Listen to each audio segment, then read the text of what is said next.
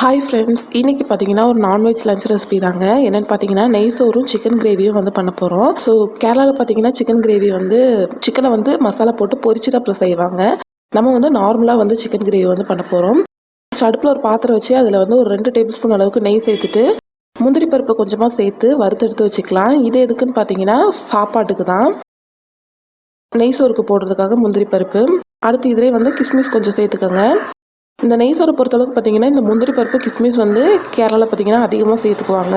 அப்போ தான் ரொம்ப நல்லாயிருக்கும். ஸோ இந்த மாதிரி பொன்னிறமாக வந்து வறுத்து எடுத்துக்கலாம். பொன்னிறமாக வறுத்து எடுத்துட்டு இப்போ இதை வெளியே எடுத்துக்கலாம். நான் பார்த்தீங்கன்னா இன்றைக்கி ஒரு 3 பேர் சாப்பிட்ற அளவுக்கு தான் வந்து செய்கிறேன். எடுத்தாச்சு. அடுத்து இதில் வெங்காயம் சேர்த்துக்கலாங்க. நான் பார்த்தீங்கன்னா ஒரு 3 மீடியம் சைஸ் வெங்காயத்தை வந்து இந்த மாதிரி கட் பண்ணி வச்சுருக்கேன். இதை வந்து சேர்த்துக்கிறேன். இப்போ இந்த வெங்காயத்தை வந்து நம்ம வறுத்து எடுத்துக்கலாம். நெய் தேவைப்பட்டால் நெய் வந்து சேர்த்துக்கோங்க. இது எல்லாமே பார்த்தீங்கன்னா நெய்யில் சேர்க்கும் போது தான் வாசம் வந்து பார்த்தீங்கன்னா நல்லாயிருக்கும். டேஸ்ட்டு பார்த்தீங்கன்னா சூப்பராக இருக்கும். இந்த டால்டா அந்த மாதிரிலாம் சேர்த்து செய்வாங்க. அந்த மாதிரிலாம் சேர்க்காம வெறும் நெய்யில் மட்டும் செய்யுங்க, ரொம்ப நல்லாயிருக்கும். இந்த மாதிரி நல்லா பொன்னிறமாக வறுத்துக்கோங்க. கருக விட்டுறாதீங்க. மீடியம் ஹீட்டில் வச்சு இந்த மாதிரி வறுத்துக்கோங்க. இந்த நெய் சோறை பொறுத்தளவுக்கு லேட் ஆகிற ஒரே விஷயம் என்னன்னு பார்த்தீங்கன்னா இந்த வெங்காயத்தை வறுத்து எடுக்கிறது மட்டும்தான். ஸோ பார்த்தீங்கன்னா இந்த வெங்காயத்தை வறுத்தெடுத்து நான் அந்த முந்திரி பருப்பு கூடவே வந்து வச்சுக்கிறேன். இதில் வந்து மீதி இருக்கிற நெய்யை பார்த்தீங்கன்னா நம்ம டைரெக்டாக அப்படியே குக்கரில் சேர்த்துக்கலாங்க.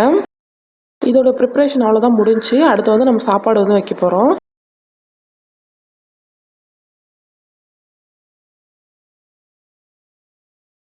மீதி இருக்கிற நெய்யை பார்த்தீங்கன்னா நான் இப்படி குக்கரில் சேர்த்துட்டேன். அதுக்கப்புறம் இன்னும் தேவையான அளவு நெய் சேர்த்துக்கலாங்க. நான் இன்னொரு 2 டேபிள் ஸ்பூன் அளவுக்கு பார்த்தீங்கன்னா நெய் வந்து சேர்த்துக்கிறேன்.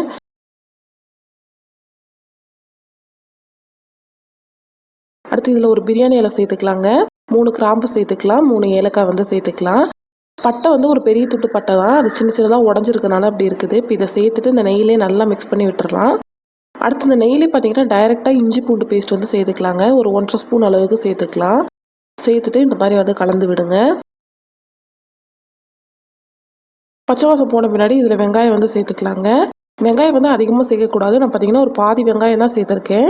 நீல வாக்கில் கட் பண்ணியிருக்கனால இப்படி இருக்குது. அதனால் பார்த்தீங்கன்னா நம்ம பாதி வெங்காயம் தான் சேர்த்துருக்கேன். ஒரு மீடியம் சைஸ் வெங்காயம்ல பாதி வந்து சேர்த்துருக்கேங்க.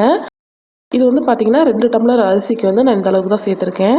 வெங்காயத்தை வந்து இந்த மாதிரி நல்லா வதக்கி விட்டுக்கோங்க. வதக்கி விட்ட பின்னாடி அதுக்கப்புறம் வந்து நம்ம அரிசி சேர்த்துக்கலாம். நான் பார்த்தீங்கன்னா இன்றைக்கி சீரக சம்பா அரிசியில் தாங்க செய்கிறேன். இந்த நெய் சோறு பார்த்தீங்கன்னா பாஸ்மதி அரிசியை விட சீரக சம்பா அரிசியில் தான் நல்லாயிருக்கும். சேர்த்துக்கலாங்க. கேரளாவில் பார்த்தீங்கன்னா மேக்ஸிமம் பார்த்தீங்கன்னா சீரக சம்பா அரிசியில் தான் பிரியாணி செய்கிறதாகட்டும், இல்லைனா இது நெய் சோறு செய்கிறதாகட்டும் இது வந்து செய்வாங்க. எனக்குமே பார்த்தீங்கன்னா பாஸ்மதி அரிசியை விட சீரக சம்பா அரிசியில் செஞ்சால் தான் ரொம்ப பிடிக்கும். அடுத்து நெய்யிலே பார்த்தீங்கன்னா இந்த அரிசியை வந்து கொஞ்சம் நேரம் இப்படியே கலந்து விட்ட பின்னாடி அடுத்து நம்ம எடுத்துருக்க அரிசிக்கு தேவையான அளவு தண்ணி சேர்த்துக்கலாங்க. சீரக சம்பா அரிசிக்கும் சரி பாஸ்மதி அரிசிக்கும் சரி மேக்ஸிமம் பார்த்தீங்கன்னா 1லேருந்து 2 பங்கு அளவுக்கு வந்து தண்ணி சேர்த்துக்கலாம். அதாவது நம்ம எது அளந்துக்கிறோமோ அதில். நான் பார்த்தீங்கன்னா 1க்கு 1.25 அந்த அளவில் வந்து சேர்த்துருக்கேங்க. இந்த அரிசி வந்து அந்த அளவுக்கு தண்ணி எடுத்துக்கும். அதனால தான் நல்லா மிக்ஸ் பண்ணி விட்ட பின்னாடி அடுத்து இதில் நான் வந்து கேரட் சேர்த்துக்கிறேங்க. ஒரு பாதி கேரட்டை வந்து சின்ன சின்னதாக கட் பண்ணி சேர்த்துருக்கேன். சேர்த்துட்டு ஒரு தடவை வந்து இந்த மாதிரி மிக்ஸ் பண்ணி விட்டுக்கலாம். இதுக்கெல்லாம் வந்து இந்த நெய் சோறுக்கு வந்து கேரட் சேர்ப்பாங்க. சேர்த்தால் தான் நல்லாயிருக்கும். ரொம்ப கம்மியாக தான் சேர்க்கணும். சேர்த்து இந்த மாதிரி கலந்து விட்டுட்டு உப்பு போட்டுட்டு உப்பு செக் பண்ணிக்கோங்க. உப்பு கரெக்டாக இருந்ததுன்னா மூடி போட்டு மூடி மீடியம் ஹீட்டில் ஒரு விசில் வைக்கலாம். கரெக்டாக இருக்கும். ஏன்னா நம்ம அரிசியை 20 மினிட்ஸ் ஊற வச்சு எடுத்துருக்கோம். அதனால் இப்போ இதை எடுத்து சைடில் வச்சிடலாங்க. நான் இன்னொரு அடுப்பில் வச்சுக்கிறேன். வச்சுட்டு இன்னொரு கடாயில் பார்த்தீங்கன்னா சிக்கன் கிரேவி வைக்கிறதுக்காக ஒரு 4 டேபிள் ஸ்பூன் எண்ணெய் சேர்த்துருக்கேன். பட்டை வந்து கொஞ்சமாக சேர்த்துக்கலாம். கொஞ்சமாக கல்பாசி வந்து சேர்த்துக்கலாங்க. ஒரு துண்டு பிரியாணி இலை சேர்த்துக்கலாம். 2 கிராம்பு சேர்த்துக்கலாம். சேர்த்துட்டு வெங்காயம் வந்து சேர்த்துக்கலாங்க. நான் பார்த்தீங்கன்னா 2 மீடியம் சைஸ் வெங்காயத்தை வந்து இந்த மாதிரி கட் பண்ணி வச்சுருக்கேன். இப்போ வெங்காயத்தையும் சேர்த்துட்டு இப்போ வெங்காயத்தை நல்லா வதக்கி விட்டுக்கலாங்க. ஸோ கிரேவி வந்து கொஞ்சம் வர்ற மாதிரி பார்த்தீங்கன்னா நம்ம வெங்காயம் தக்காளி வந்து சேர்த்துக்கணும். அப்போ தான் நல்லாயிருக்கும். ஸோ நான் கருவேப்பிலையும் பார்த்தீங்கன்னா ஒரு கொத்து சேர்த்துக்கிட்டேன். இப்போ இஞ்சி பூண்டு பேஸ்ட் வந்து சேர்த்துக்கலாம். வெங்காயம் இந்த மாதிரி வதங்கின பின்னாடி சேர்த்துட்டு நல்லா இந்த மாதிரி கலந்து விடலாம்.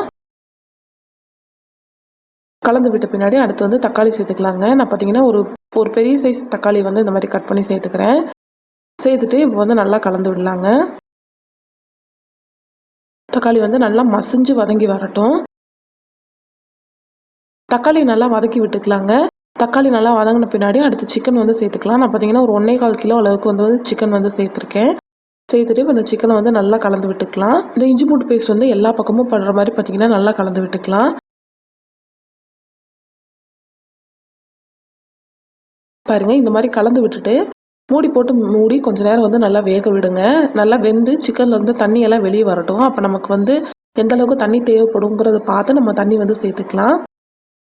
இங்கே பார்த்தீங்கன்னா மீன் வந்து வறுக்கிறதுக்காக மீன் வந்து அடுப்பில் வச்சுருக்கேங்க. அது வந்து வெந்துட்டுருக்கு. மசாலாலாம் போட்டு நல்லா ஊற வச்சுருந்தேன். இப்போ தான் வந்து எண்ணெயில் போட்டு வேக வைக்கிறேன். நான் வந்து மீன் வந்து இந்த மாதிரி தாங்க பொரிப்பேன். எண்ணெயில் மூழ்க பொரிக்கிறவங்களும் இருக்காங்க. நான் வந்து இந்த மாதிரி தான் லைட்டாக எண்ணெய் விட்டு தவா ஃப்ரை தான் வந்து பண்ணுவேன். அடுத்து பார்த்தீங்கன்னா தேவையான அளவு மிளகாய் தூள் வந்து சேர்த்துக்கலாங்க. நான் வந்து வீட்டில் அரைச்ச குழம்பு மிளகாய் தூள் தான் யூஸ் பண்ணுவேன்னு சொல்லிட்டு நிறைய வீடியோவில் சொல்லியிருக்கேன்.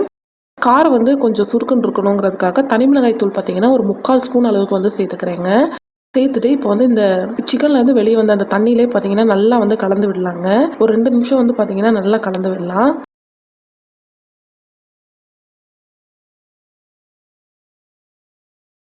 இந்த மாதிரி கலந்து விடும்போது பார்த்தீங்கன்னா குழம்புல சேர்த்துருக்க எண்ணெய் வந்து பார்த்தீங்கன்னா இந்த சிக்கன் மேலையெல்லாம் வந்து இந்த மசாலா மேலையெல்லாம் நல்லா படும். அப்போ பார்த்தீங்கன்னா கடைசியில் நல்லா எண்ணெய் பிரிஞ்சு நல்லா டேஸ்ட்டாக வந்து குழம்பு வரும். இந்த மாதிரி அந்த சிக்கன் தண்ணியிலே வந்து நல்லா அந்த மாதிரி கலந்து விடலாம். 2 நிமிஷம் கலந்து விட்டுட்டு மூடி போட்டு மூடி வைக்கலாங்க. இப்போ ஓப்பன் பண்ணி பாருங்கள். சைட்லலாம் வந்து பார்த்தீங்கன்னா நல்லா எண்ணெய் பிரிஞ்சிருச்சு. ஸோ இந்த அளவுக்கு வந்து கலந்து விட்ட பின்னாடி அடுத்து வந்து இதில் வந்து நம்ம தண்ணி சேர்த்துக்க போகிறோம். ஒரு தடவை வந்து இந்த மாதிரி கலந்து விட்டுறலாம். பாருங்கள் இந்த மாதிரி கலந்து விட்டுறலாம். அடுத்து விட்டோம்னா அடி பிடிச்சிரும். அதனால் பார்த்தீங்கன்னா இந்த ஸ்டேஜில் வந்து தண்ணி சேர்த்துக்கலாம். தண்ணி சேர்த்துட்டு இப்போ வந்து நல்லா கலந்து விடலாங்க. மசாலா எல்லாம் பார்த்தீங்கன்னா தண்ணி கூட நல்லா ஸ்ப்ரெட் ஆகட்டும்.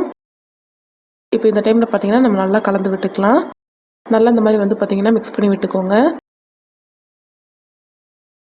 நல்லா சைடில் இருக்க மசாலாலாம் எடுத்து விட்டு கலந்து விட்ட பின்னாடி உப்பெல்லாம் செக் பண்ணிக்கோங்க. உப்பு வந்து கொஞ்சம் பத்தாமல் இருந்தது. அதனால் பார்த்தீங்கன்னா நான் உப்பு சேர்த்துக்கிட்டேன் கொஞ்சம். இடையிலே பார்த்தீங்கன்னா சிக்கனுக்கு லைட்டாக உப்பு போட்டு வேக விட்டுருங்க. இல்லைனா சிக்கன் வந்து உப்பு இல்லாமல் அப்படியே சப்புன்னு இருக்கும். நம்ம இஞ்சி பூண்டு பேஸ்ட் சேர்த்துட்டு நல்லா கலந்து விட்ட பின்னாடி உப்பு லைட்டாக சேர்த்துக்கோங்க. கடைசியில் உப்பு தேவையான அளவு பார்த்துட்டு சேர்த்துக்கலாம். இப்போ மூடி போட்டு மூடி சிக்கனை வந்து நல்லா வேக விட்டுறலாங்க. இங்கே பார்த்தீங்கன்னா சாப்பாடு வந்து ரெடி ஆயிடுச்சு. நான் எடுத்து ஒரு பாத்திரத்தில் போட்டு வச்சுருக்கேன்.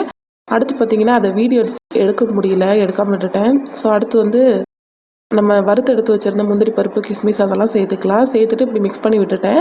நம்ம சர்வ் பண்ணும்போது பார்த்தீங்கன்னா ஒரு ஓரத்துலேருந்து சர்வ் பண்ணோம்னா சரியாக இருக்கும். இங்கே சிக்கன் குழம்பும் பார்த்தீங்கன்னா தயாராகிடுச்சுங்க. நான் சொன்ன மாதிரி பாருங்கள் எண்ணெயில் நல்லா பிரிஞ்சு நிற்கிது. இப்போ இந்த டைமில் வந்து இதில் கொஞ்சமாக கொத்தமல்லி தழை வந்து சேர்த்துக்கலாங்க. கொத்தமல்லி தழை சேர்த்துட்டு ஒரு தடவை கலந்து விட்டுக்கலாம். கலந்து விட்டுட்டு அடுப்பு ஆஃப் பண்ணிவிட்டு மூடி வச்சிட்டோம்னா நல்லா வந்து எண்ணெய் பிரிஞ்சிரும். அவ்வளோதாங்க, நெய் சோறும் ரெடி ஆயிடுச்சு. அடுத்து பார்த்தீங்கன்னா சிக்கன் கிரேவியும் ரெடி ஆயிடுச்சு. அடுத்து வந்து நம்ம சாப்பிட ஆரம்பிச்சிடலாம். ஒரு பிளேட்டில் பார்த்தீங்கன்னா நான் வந்து சாப்பாடு வந்து போட்டுக்கிறேன். நீங்கள் இந்த மாதிரி நெய் சோறு வந்து ஒரு தடவை செஞ்சு பாருங்கள். ரொம்ப நல்லாயிருக்கும், டேஸ்ட்டாக இருக்கும். ரொம்ப சிம்பிளான ஒரு வந்து ரைஸ் தாங்க இது. நல்லா ரிச்சாகவும் இருக்கும். அதே டைமில் சிம்பிளாக சீக்கிரமாக வந்து செஞ்சு முடிச்சிடலாம். ஸோ அடுத்து வந்து சிக்கன் கிரேவி பாருங்கள், நல்லா கலர்ஃபுல்லாக சூப்பராக இருக்குது.